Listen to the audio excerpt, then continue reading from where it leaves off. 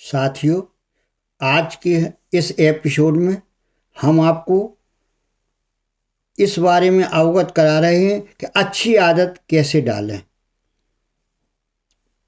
सबसे पहले आपसे निवेदन है कि आप हमारे channel inspiring and knowledgeable channel को सब्सक्राइब अवश्य करें ताकि आने वाले एपिसोड के नोटिफिकेशंस आपको बराबर मिलती रहें एवं जो भी एपिसोड आते हैं वो अद्यतन रूप से आपको प्राप्त होते रहें। साथियों, अब हम आज के इस विषय पर आते हैं कि अच्छी आदत कैसे डालें। आदत वह व्यवहार है जिसे इतनी बार दोहराया जा चुका है कि अब वह स्वचालित हो गया है। आदत बनने की प्रक्रिया परीक्षण और त्रुटि के साथ शुरू होती है। जब भी आप जीवन में किसी नई स्थिति का सामना करते हैं तो आपके मस्तिष्क को यह निर्णय लेना होता है कि इस पर मैं कैसे प्रतिक्रिया करूं। जब भी कोई समस्या आपके सामने पहली बार आती है तो आपको पक्का पता नहीं होता कि इसे कैसे सुलझाया जाए। इस दौरान मस्तिष्क में काफ़ी ज़्यादा न्यूरोलॉजिकल गतिविधि होती है। आप सावधानी से स्थिति का विश्लेषण कर रहे हैं और इस बारे में चेतन निर्णय ले रहे हैं कि इस परिस्थिति में क्या किया जाए। आप ढेर सारी नई जानकारी ग्रहण कर रहे हैं और उसे समझने की कोशिश कर रहे हैं कि मस्तिष्क सबसे प्रभावी विकल्प चुनने और सीखने में व्यस्त है। जब आप तनावपूर्ण महसूस करते हैं और आपको पता चलता है कि सुगम संगीत सुनने से आपका तनाव कम हो जाता है तो आप दिन भर काम करने के बाद मानसिक रूप से जब थक जाते हैं तो आप सुगम संगीत सुनने का प्रयास करते हैं और इससे निश्चित रूप से आपकी थकान दूर हो जाती है। आप जांच पड़ताल कर रहे हैं, फिर अचानक पुरस्कार प्राप्त होता है, अर्थात आपका जो भी कार्य है वो आसानी से और एक आसान प्रक्रिया से सुलझ जाता है या हल हो जाता है। जब आपको अप्रत्याशित पुरस्कार मिलता है तो आप अगली बार अपनी रणनीति बदल लेते हैं। आपका मस्तिष्क बहुत चतुर होता है और यह पुरस्कार मिलने से ठीक पहले की घटनाओं को स्मृति में रख लेता है। एक पल ठहरें, यह अच्छा अनुभव था, इससे ठीक पहले मैंने क्या किया था। यही सारे मानव व्यवहार के पीछे का फीडबैक चक्र है। कोशिश करना, असफल होना, सीखना, अलग तरीके से कोशिश करना। अभ्यास के साथ अनुपयोगी प्रयासों को छोड़ दिया जाता है और उपयोगी प्रयासों को बार बार दोहराया जाता है। इसी वजह से और इसी तरह आदत पड़ जाती है। जब कोई समस्या आपके सामने बार बार आती है तो आपका मस्तिष्क इसे सुलझाने की प्रक्रिया को स्वचालित बनाने लगता है। इस तरह आदतें स्वचालित समाधानों की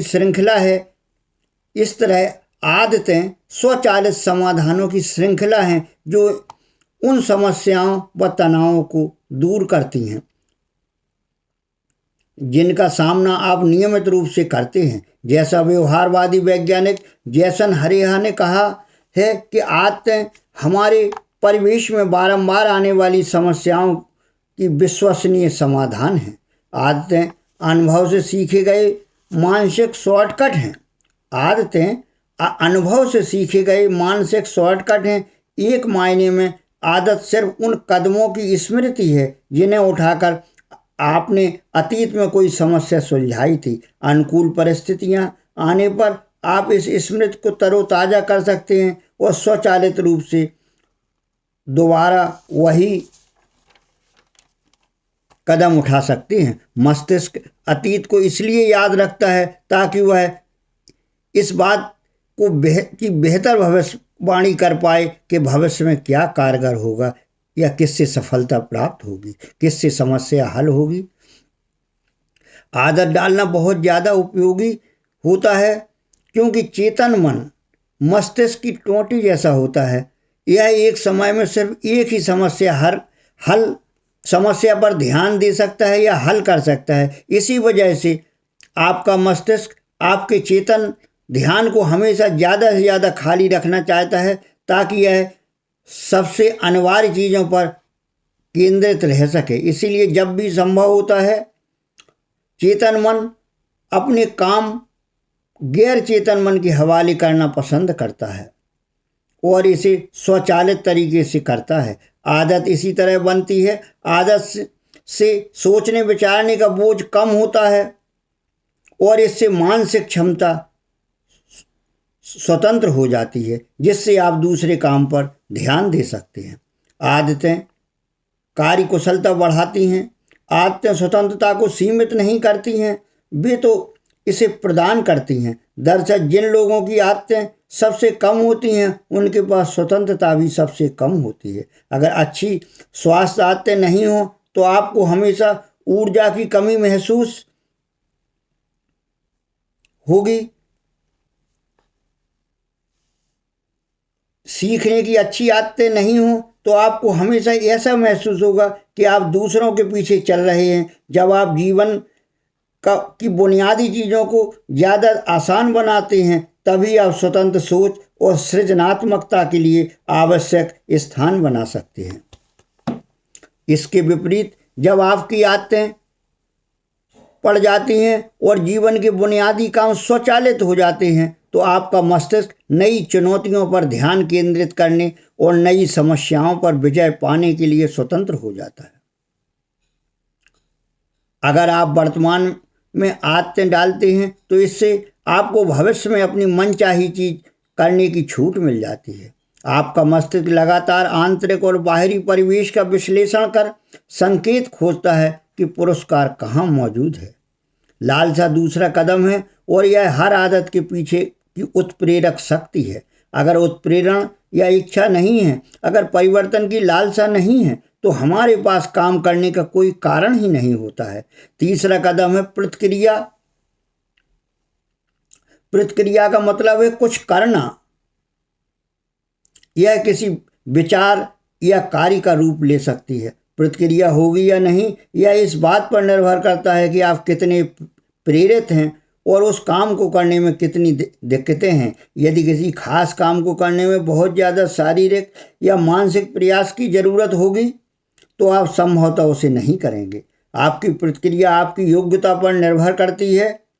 आप कोई आदत तभी डाल सकते हैं जब आप इसे करने में सक्षम हैं। प्रतिक्रिया से अंततः पुरस्कार मिलता है और पुरस्कार हर आदत का अंतिम लक्ष्य है। प्रतिक्रिया में अंततः पुरस्कार मिलता है। पुरस्कार हर आदत का अंतिम लक्ष्य है।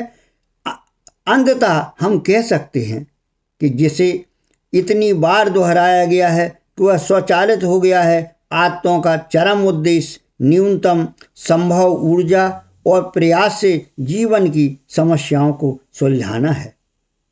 निश्चित रूप से अगर हम किसी बात की आदत डाल लेते हैं, तो जब भी उस कार्य की समस्याएं भविष्य में आती हैं, तो हम बिना किसी ज़्यादा परेशान हुए या ज़्यादा दिमाग लगाए उस समस्या का तुरंत समाधान हमारे मस्तिष्क में आ जाता है और हम उस समस्या को सफल रूप से समाधान कर सकते हैं। साथियों, यह एपिसोड के कुछ अंश, जैसा कि हमने पूर्व में अभी बताया कि अवचेतन मन की शक्ति पुस्तक से लिए गए हैं और अतः मैं इसके लेखक जोसेफ मर्फी को धन्यवाद ज्ञापित करता हूं। आप लोगों को भी एपिसोड पूरी तरीके से और पूर्ण रूप से तल्लीनता से देखने और समझने और सुनने के लिए बहुत बहुत धन्यवाद। बहुत बहुत धन्यवाद।